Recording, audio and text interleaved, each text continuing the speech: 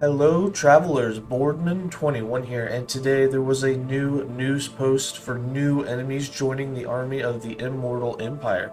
And with it, if you've gone to the post and been on the forums, Sarno has said, when we brought Last Epoch to Kickstarter back in 2018, the Soul Cage was perhaps the single most well-received creature that we showed off.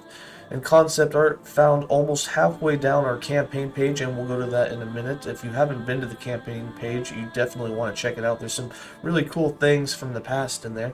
Was frequently the subject of conversations. This skeleton brute carrying a soul-filled prison has remained one of the most iconic enemies in the entire game, and we are excited to now be designing two related creatures to include in a future content patch.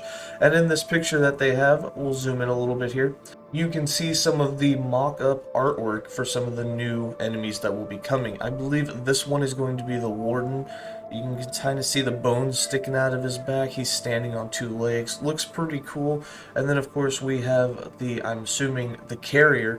And it looks like they might almost have something up on his actual back, whether it'll be archers or something shooting at you, whether it'll be the Warden himself being on the back, or if it'll be empty. But we have another undead-looking dragon-type dinosaur, and I'm sure most of these will be from the ancient era. And then back on the post, they go down to say, the two-legged Soul Warden takes the Soul Cage design language in a new direction. A smaller, upright creature bearing its own cage. This agent of the Immortal Empire has its path illuminated by the faint lights. They are often encountered in the presence of soul carriers.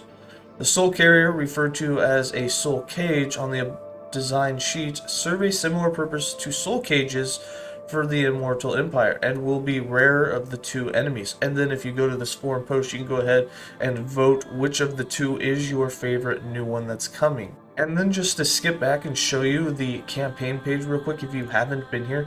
The campaign page is something that they booted up with the Kickstarter. It's quite old, and it's where you get a pledge. And I was just scrolling through this earlier, and there were actually some cool things that I saw that I don't remember seeing when I looked at this originally.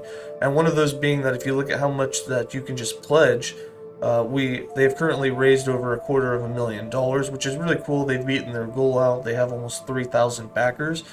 But they actually have some goals set below, and if you've looked at these stretch goals, you can see that as we increase the amount of money that's been backed up here, if we reach $300,000, it says that they're going to work on PvP modes, which I thought was pretty interesting because I don't remember seeing this. And at $330,000, character customization will be unlocked. So I'm really curious if those are still things that are like their current goals. If we actually raise that much money, would they start putting more manpower towards these things? I'm kind of curious, or I'm also kind of wondering if this page just kind of needs to be updated, as it is quite old. It's got the old Mastery Classes logo.